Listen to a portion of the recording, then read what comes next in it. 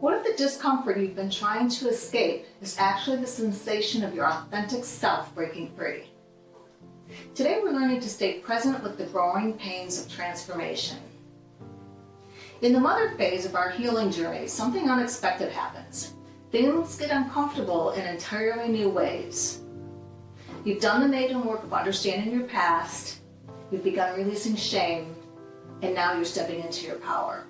But growth is messy. Growth is awkward. Growth feels like wearing clothes that don't quite fit while you're becoming the person you're meant for. When I first started exhibiting my photography of my mother's mental illness, I thought the hardest part would be people's reactions. But the most uncomfortable part was something I hadn't anticipated. The discomfort of being seen as someone who creates meaningful work instead of someone who just manages crisis. For years, my identity was built around being the daughter who could handle anything. The crisis manager, the problem solver, the one who stayed calm when everything fell apart. That role, while exhausting, was familiar. It had clear boundaries, predictable challenges, and a kind of martyr nobility to it. But when my art started resonating with people, when galleries wanted to exhibit my work, when strangers told me my photographs helped them understand their own family struggles, suddenly I was supposed to be an artist, someone whose perspective mattered, someone who deserved space and attention and resources. Quite honestly, that was more terrifying than any caregiving crisis I'd ever faced. Here's the cruel joke about growth. The moment you step into something you've always wanted, your brain immediately insists you don't belong there. My mother's notes, scattered throughout her assisted living room, included phrases like, "Real life is ranked, the smartest, hardest working, and the most talented come in first." I realized I'd inherited this belief, that there was some objective ranking system, and until I could prove I belonged in the first category, any success was temporary. Any recognition was a mistake. Any platform was borrowed time before someone discovered I was a fraud. But what if that ranking system itself was the lie? What if the discomfort of imposter syndrome was actually the sensation of breaking free from inherited limitations? When you spent your life making yourself small to accommodate others' big emotions, taking up space feels physically wrong.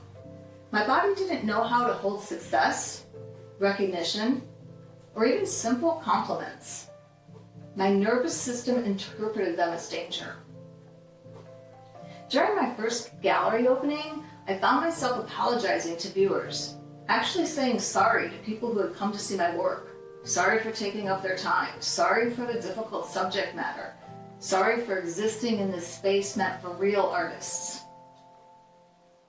A friend pulled me aside. She said, "Stop apologizing for the very thing these people came here to experience."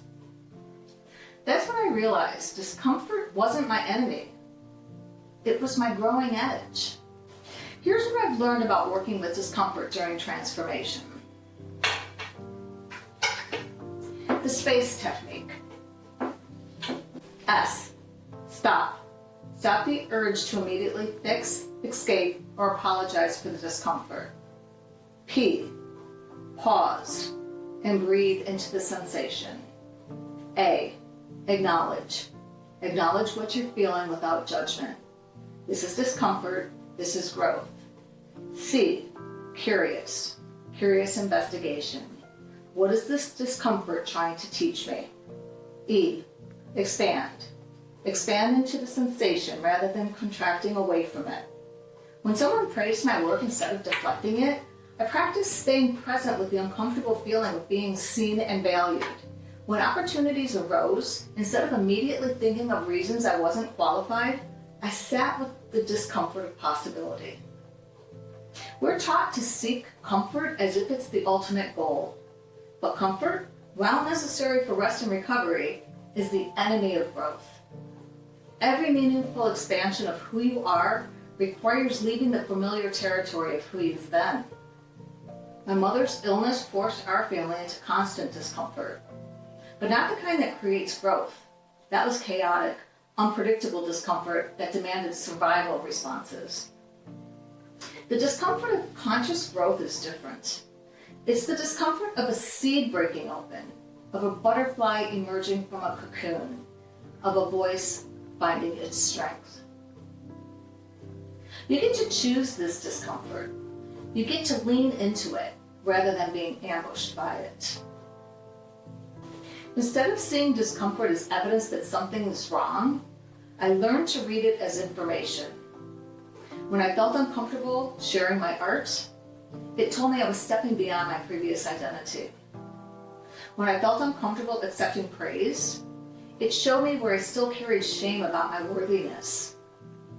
When I felt uncomfortable charging for my work, it revealed beliefs about money and value that I didn't know I had. Each uncomfortable sensation became a teacher rather than a tormentor. In the mother phase, your discomfort serves not just your own growth, but the growth of everyone your expanded self will touch. When I stayed present with the discomfort of being visible, I became an example for other artists, that difficult subjects deserve artistic attention. When I sat with the discomfort of success, I showed other caregivers that their experiences could have value beyond survival.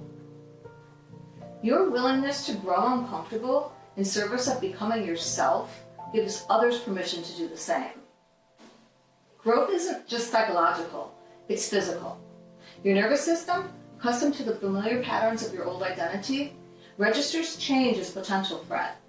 Your body might respond to positive growth with the same stress signals it uses for actual danger. I learned to reassure my nervous system during periods of expansion by saying the following phrases to myself. This discomfort is growth, not danger. This is my authentic self emerging, not something attacking me. I had to literally teach my body the difference between productive and destructive discomfort. Every uncomfortable growth experience revealed something I couldn't have learned any other way. The discomfort of being visible taught me about worthiness. The discomfort of receiving praise taught me about acceptance. The discomfort of charging for my work taught me about value in exchange. My mother's note, reinvent yourself, be whoever you want to be, took on new meaning. Reinvention is not a comfortable process. It requires dismantling who you've been to make space for who you're becoming. That's inherently awkward, uncertain, and yes, uncomfortable. In our next healing card, we'll explore boundaries, learning to protect your growing edge while remaining open to connection. Because as you continue expanding into your authentic self, you'll need to distinguish between discomfort that serves your growth and discomfort that signals the need for protection. The boundaries you'll learn to set won't be walls to hide behind. They'll be containers that allow your continued transformation. What discomfort have you been avoiding that might actually be your growing edge calling? Practice the space technique this week with one area where you feel the growing pains of becoming more yourself. Share in the comments one way you're learning to distinguish between the discomfort of growth and the discomfort of harm. Remember, in the mother phase, your willingness to stay present with discomfort doesn't just change you, it gives others permission to grow into their own uncomfortable truths. Your growing edge becomes everyone's growing edge. Next week, we'll explore how to set boundaries that protect your growth while keeping your heart open. Until then, practice expanding into discomfort rather than contracting away from it. Next week, we discuss boundaries. Until then, take good care.